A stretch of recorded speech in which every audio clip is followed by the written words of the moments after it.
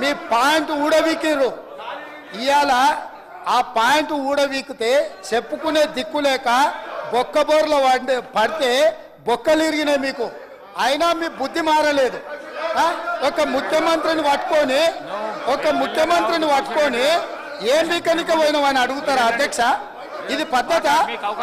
ఈ రాష్ట్రం 4 కోట్ల ప్రజలు ఓట్లేసి గెలిపించిన ముఖ్యమంత్రిని పట్టుకొని ఏం వీకనిక పోయినావని అంటారా అధ్యక్ష? ఇదేనా తెలంగాణ సాంప్రదాయము? ఈరోజు నేను మళ్ళీ అడుగుతున్నా అధ్యక్ష, ఈరోజు మేడిగడ్డ మేడి పండులాక కుంగిపోతే మేడిగడ్డల నీళ్లు నింపడానికి అవకాశం ఉందా అధ్యక్ష? ఇవాళ మీరే సాగునీటి పారుదల శాఖ మంత్రులుగా పనిచేసారు కదా. చంద్రశేఖరరావు గారు, హరీష్ రావు గారు ఇద్దరు సాగునీటి పారుదల శాఖ మంత్రిగా పనిచేసారు కదా అధ్యక్ష. ఈరోజు వాళ్ళకే పెత్తనం ఇస్తాం, వాళ్ళనే చేయమని ఉండ్రి. ఈరోజు ఏ రకంగా మేడిగడ్డలో నీళ్లు నింపుతారో, మేడిగడ్డ నుంచి నీళ్లు ఎత్తి అన్నారంలో పోస్తారో, అన్నారంలో నుంచి సుందీలలో ఎట్లా పోస్తారో బాధ్యత వాళ్ళని తీసుకోమని ఉండ్రి అధ్యక్ష. మొత్తం కుంగిపోయి కుప్పగూలిపోతుంటే ఈరోజు అక్కడ నీళ్లు నింపడానికి ఏమాత్రం అవకాశం లేక పూర్తిగా ప్రాజెక్టు దెబ్బతిని ఖర్చు పెట్టిన 94,000 కోట్ల రూపాయలు వృధా అయిపోయి ఈరోజు మొత్తం ప్రాజెక్టే దెబ్బతిన్న పరిస్థితుల్లో ఈరోజు ప్రజల దగ్గరికి వెళ్ళి సమాధానం చెప్పుకోలేక శాసనసభకు రావాల్సిన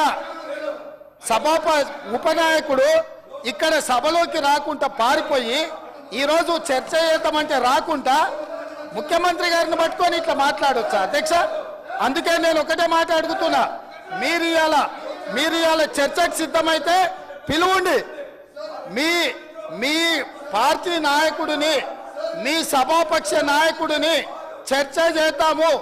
రేపు సాయంత్రం వరకైనా కాళేశ్వరం ప్రాజెక్టు మీద, గోదావరి జలాల మీద ఈ ప్రభుత్వం చర్చ చేయడానికి సిద్ధంగా ఉంది.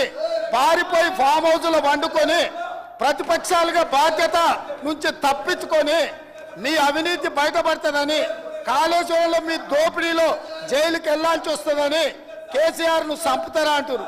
ఎవరికి అవసరం ఉంది అధ్యక్ష చంపాల్సిన అవసరం? సచిన పావును ఎవడైనా చంపుతారా అధ్యక్ష? మొన్నటి ఎన్నికలలో ప్రజలు ఆ పావును చేత్తో కాదు కట్టెతో కొట్టిరు అధ్యక్ష. ఆ పాము ఆల్రెడీ సచ్చింది. సచిన పావును చంపాల్సిన అవసరం మాకే ఉంది అధ్యక్ష. ఈ రోజు సానుభూతి కోసము వీల్ చైర్ నాటకాలు, వీధి నాటకాలు ఏంటి అధ్యక్ష? ఇది ఈ రోజు ఈ సభలో చర్చ